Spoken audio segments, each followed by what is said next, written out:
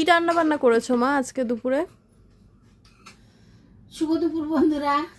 কালকে তো ভিডিও দিতে পারিনি, বাড়িতে একটা অনুষ্ঠান ছিল, নানান কাজে ব্যস্ত ছিলাম, ওর জন্য দিতে পারিনি। কালকে বুদ্ধ পূর্ণিমা ছিল, সিন্নি টিন্নি হয়েছে আমার জায়েদের ঘরে, ওখানেই ছিলাম, যার জন্য আর ভিডিও দিতে পারিনি। আজকে দেখো সামান্য কিছু রান্না করেছি। আজ 3 দিন ধরে নিরামিষ চলছে, আজকেও নিরামিষ।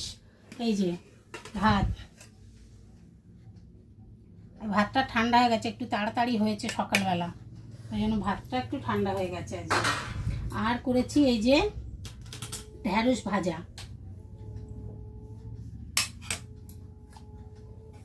যে আলু ভাজা,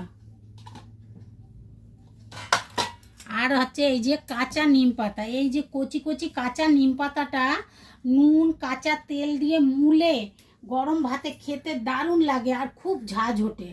ওর বাবা এটা খেতে খুব ভালোবাসে, এর জন্য এটা রেখেছি, ওর বাবা গরম ভাতে খাবে, এলে মাইক্রোওভেনে গরম করে দেব। আর হয়েছে এই যে ঝিঙে আলু পোস্ত, ঝিঙে আলু পোস্ত করেছি। কিছু খেতে চাইছে না নিরামিষ, আজ 3-4 ঝোল দিন ঝোল ধরে। এটা একটু ঝোল ঝোল করে করা হয়েছে।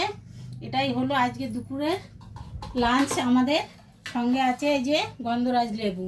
গরমে লেবু হলে আর এই হলো আজকে লাঞ্চ, আর কিছু করিনি। সবাই ভালো থেকো, শুভ দুপুর।